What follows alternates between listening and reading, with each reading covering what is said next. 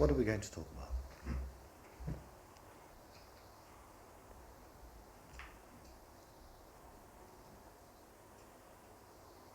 Could you talk about, or rather I'd like to ask, what is it that reincarnates, a higher principle, and the relationship between the two, and why?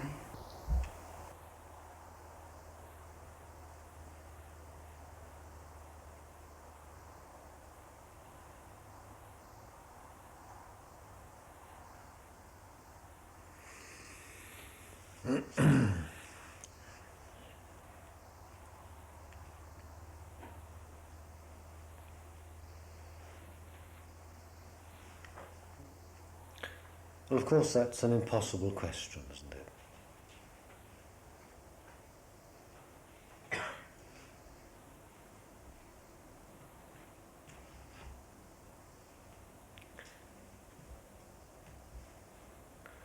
Why? Why does spirit emanate ego?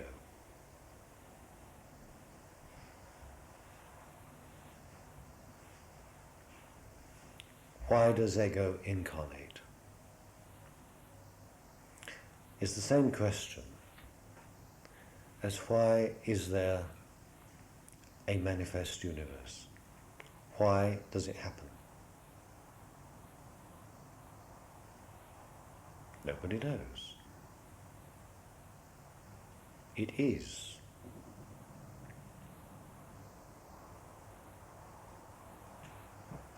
And what is reality.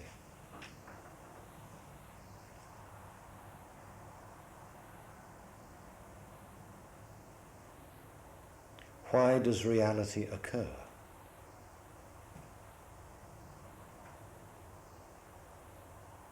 Is not a question we can grasp in the finite sense, is it? Perhaps there is a way.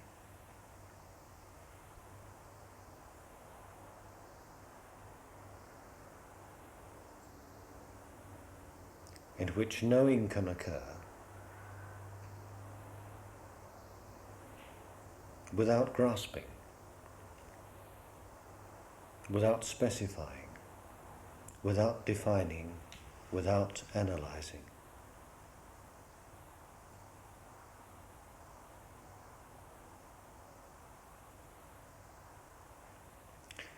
But we can only know the reality by becoming the reality.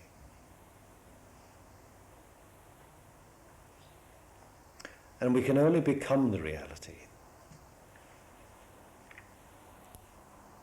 when the grasper, the definer, the limiter, the speculator has ceased.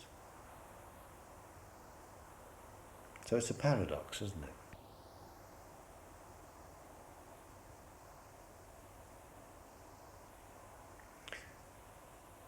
So perhaps the essential question for us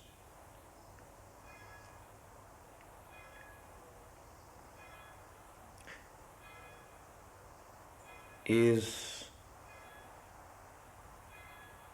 how does non-reality cease?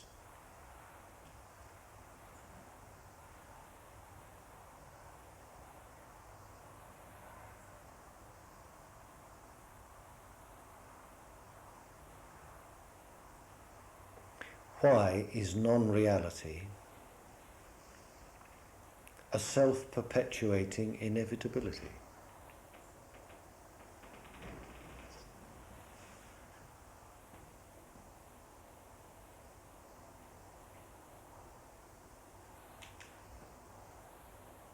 Is it possible that the non-reality can cease?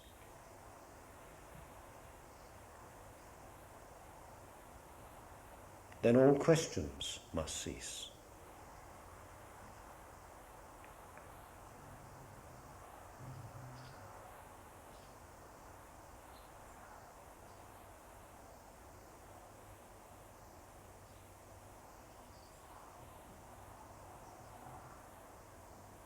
What is it that burdens itself with the need to know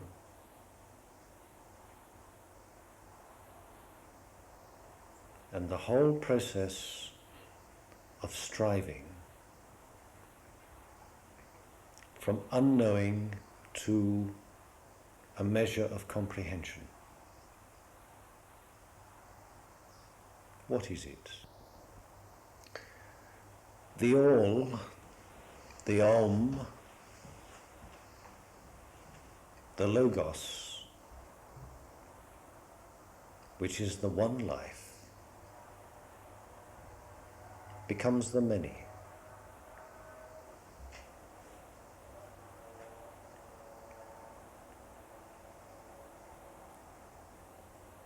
Emanates as a ray of itself,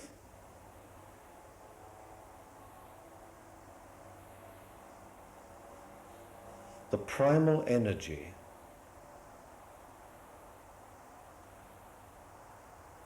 that comes from the primal potential.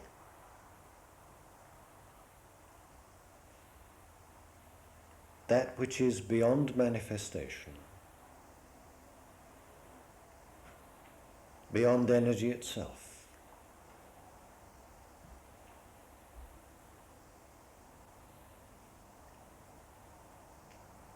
From the pure light of infinite void, there arises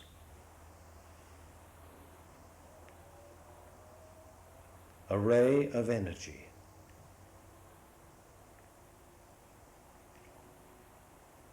from which, by devolution, there occurs the involutionary cycle.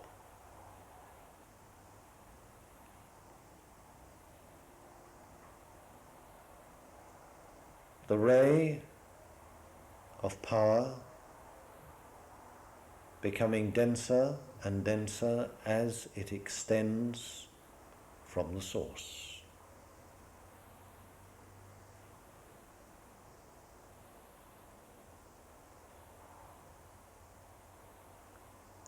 Coagulating into substance.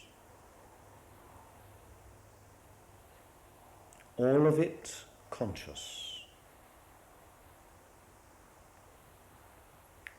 The consciousness, as it develops form and substance,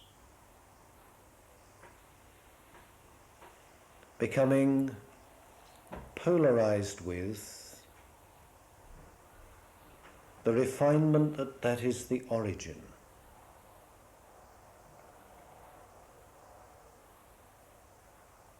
The power that is the origin.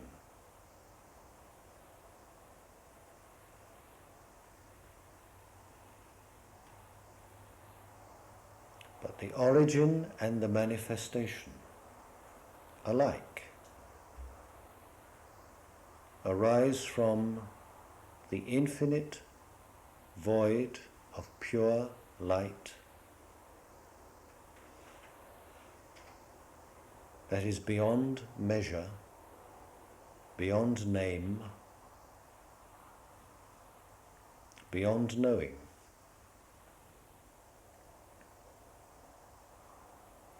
And the only way to know is to become.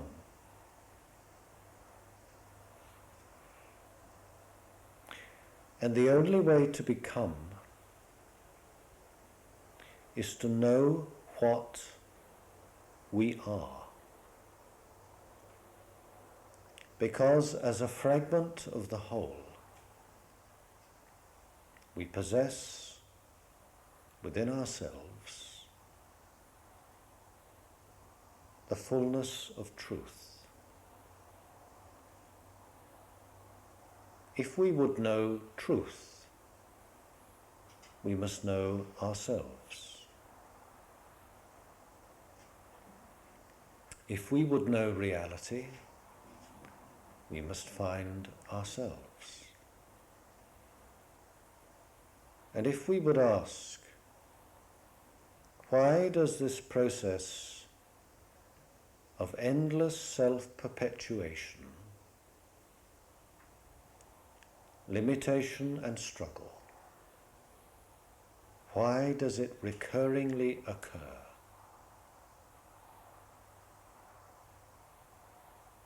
To find the answer, we must find ourselves.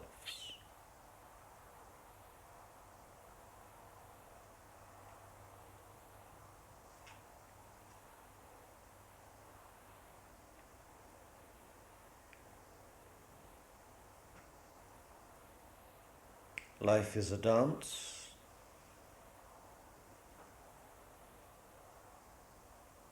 of the flame which is the source, with the substance which is the emanation of the flame. All is one, all is consciousness, all is truth.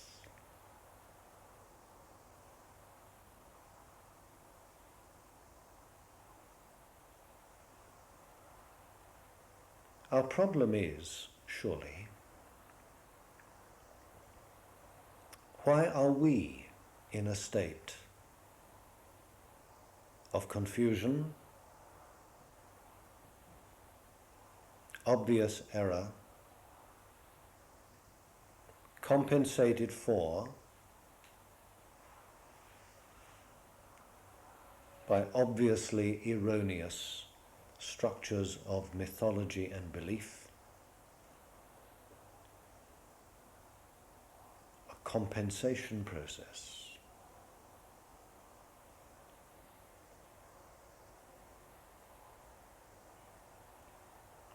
Why are we in this state of struggle?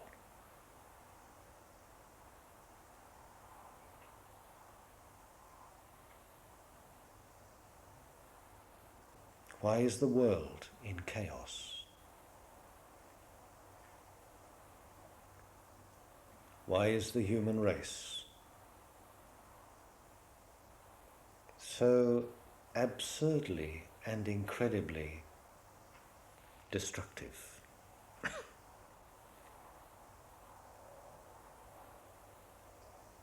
These are questions which clearly are coming to the fore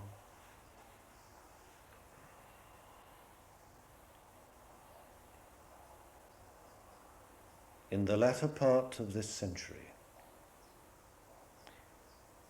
And the events of our time clamour for an answer, as increasingly humanity must clamour for an answer.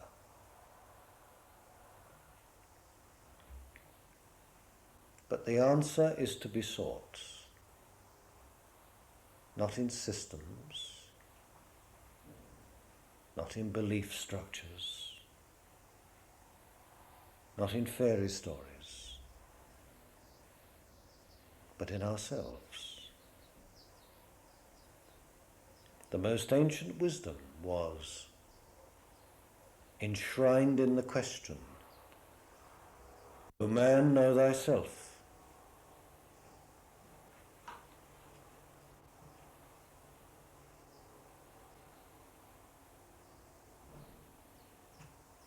To know the cause of confusion, we must find the source of confusion. And to find the source of confusion, we must find ourselves. And to find ourselves,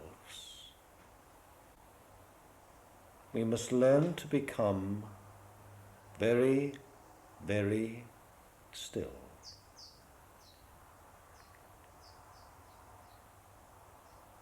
And when we are very still, then there is a most extraordinary opportunity.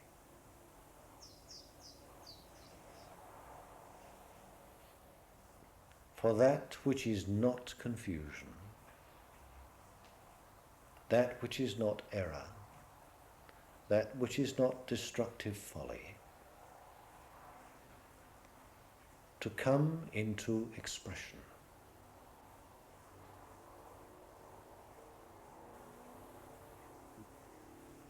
The truth of our being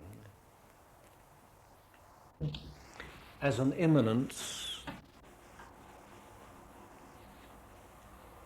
it may appear as the depths within,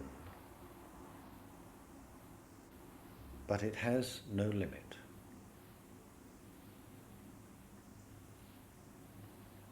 To find the limitless, we must find ourselves. To find ourselves, we must become very still.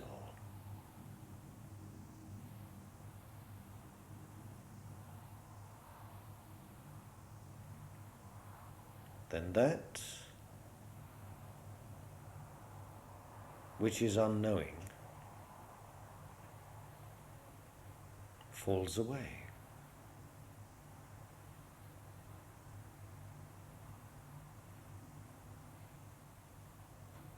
And that which is the source comes into expression.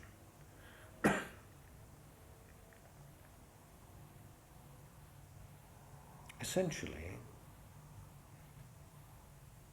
I would suggest that's all we need to know. Information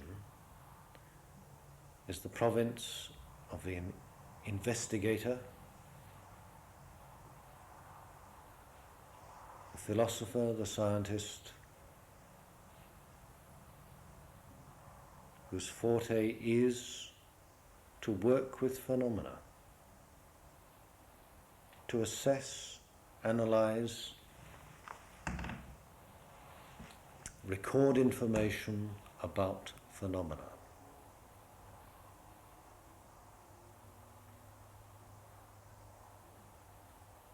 That is not the way of wisdom. It is a necessary way, but is not the way of wisdom.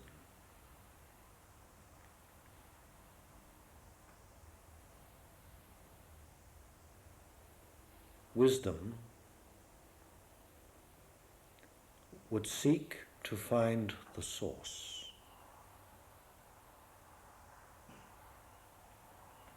By allowing the relative to fall away, diminish and die.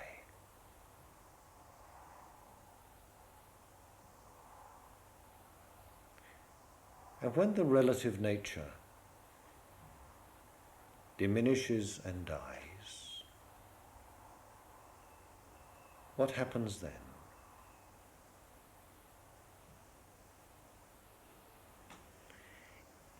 It has come into existence as a functional necessity.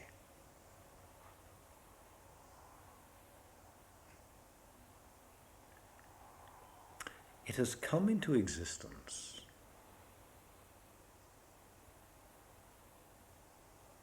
because the source of life interacting with the phenomenon of life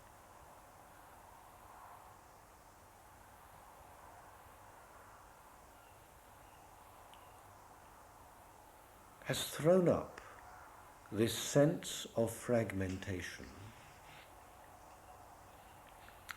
which needs to experience, which needs to be conscious of itself.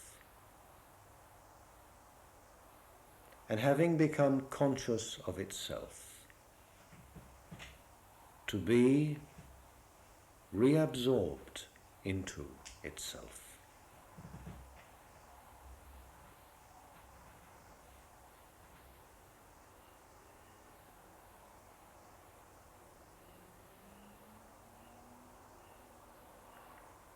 the cycle of the outflow and the return, involving organic development, organic death, and organic reconstitution, organic rebirth.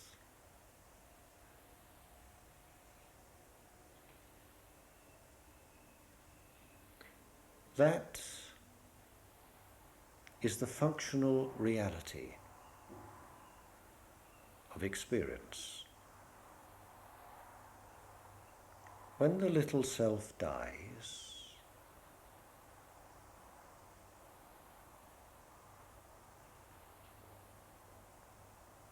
it comes again,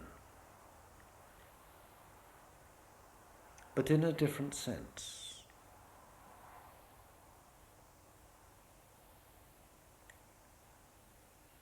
Previously, the little self was the dominant energy element of which it was conscious. But when the little self dies, to be reborn, it is reborn in the sense, having known death, it also knows the deathless. Having discovered death, it knows that the infinity of the life flow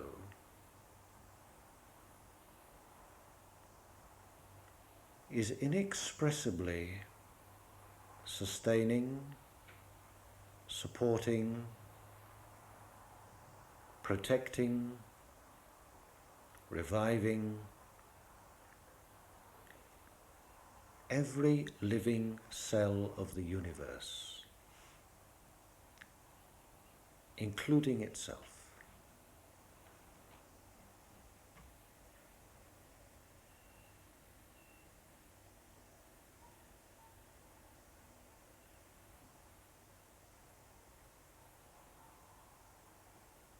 When ego has known death,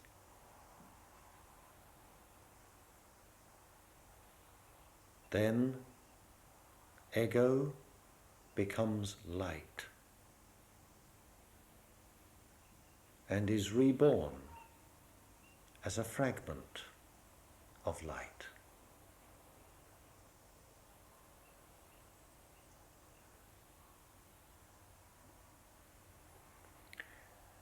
The ego entity then has a totally different relationship with the psychophysical structure. It comes into existence because it has to follow a relationship pattern pertinent to the evolutionary context in which it functions. That evolutionary conscious content remains.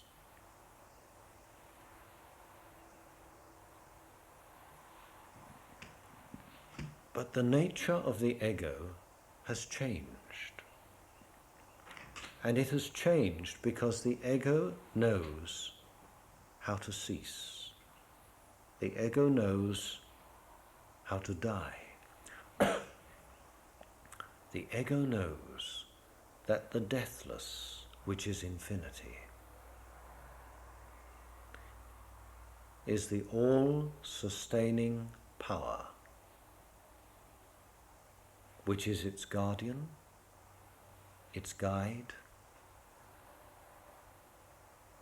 and its destiny.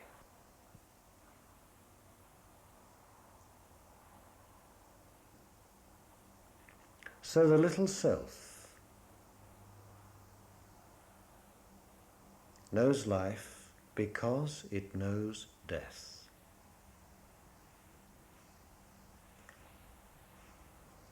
And death has no dominion.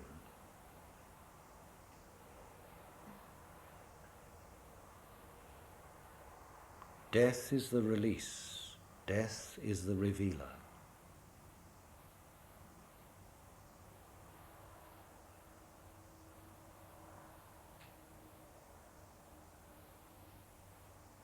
And the time comes, perhaps, when the little ego acts and speaks and knows itself to be acting and speaking, and yet is not the speaker, is not the doer, is not the actor.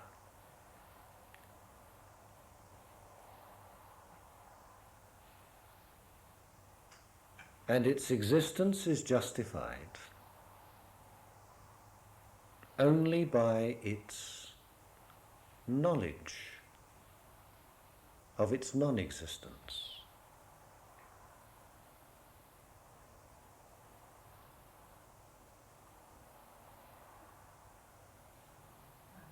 Self and not self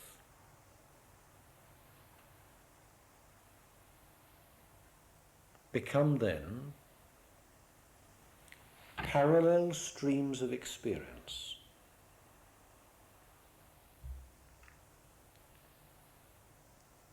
And self knows that it can cease and does cease. And only the power of not self exists. But the power of not self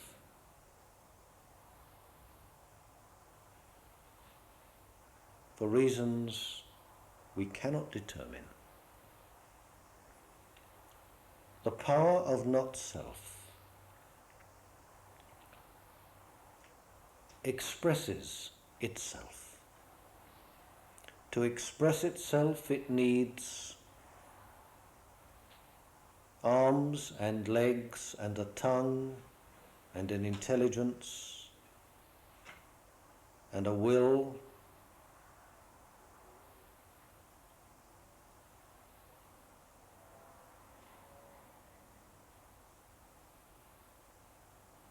and having manifested that organism which is the ego, etc.,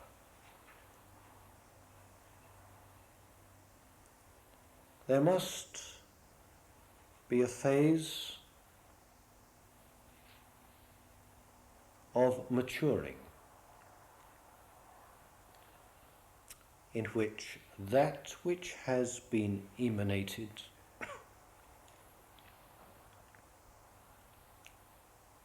learns to dance as a unique entity, and having become strong, then learns to cease, and through ceasing, to serve.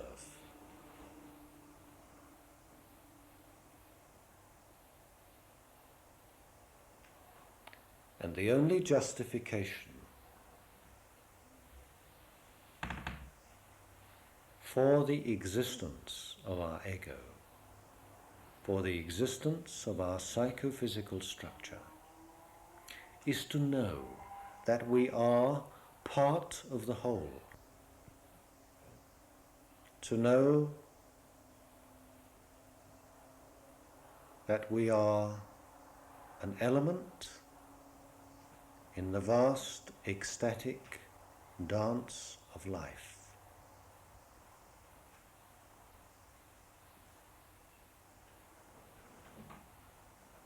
To know the fullness of the meaning of not my will, but thine be done. He is greatest among you, who shall become the servant of all.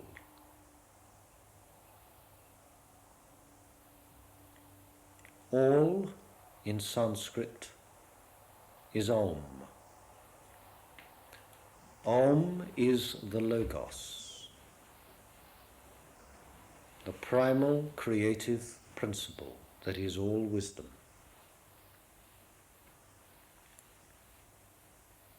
He is greatest among you, who shall become the servant of all. And the one who serves the all on every level is the one who has found the meaning of the Holy Grail.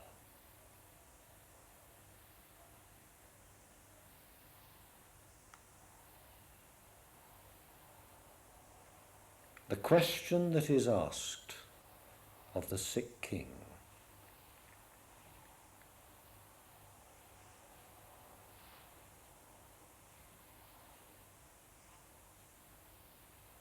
is, who is served by the Grail? Who is served by the Grail? Whom does the Grail serve?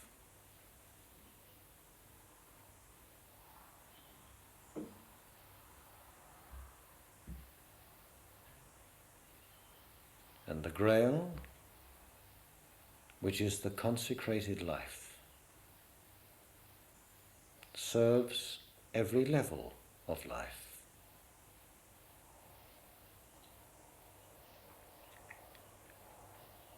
It serves the element of earth, which is Muladhara Chakra.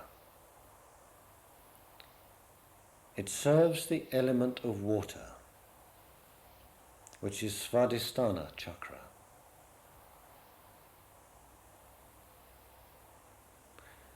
It serves the element of fire,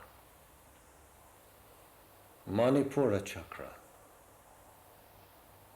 It serves the element of air, Anahata Chakra. It serves the Logos, the manifesting Logos, the voice of truth, which is Vishuddha Chakra. It serves wisdom,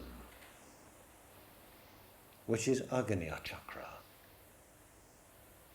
It serves Sahasrara, which is the crown of life itself.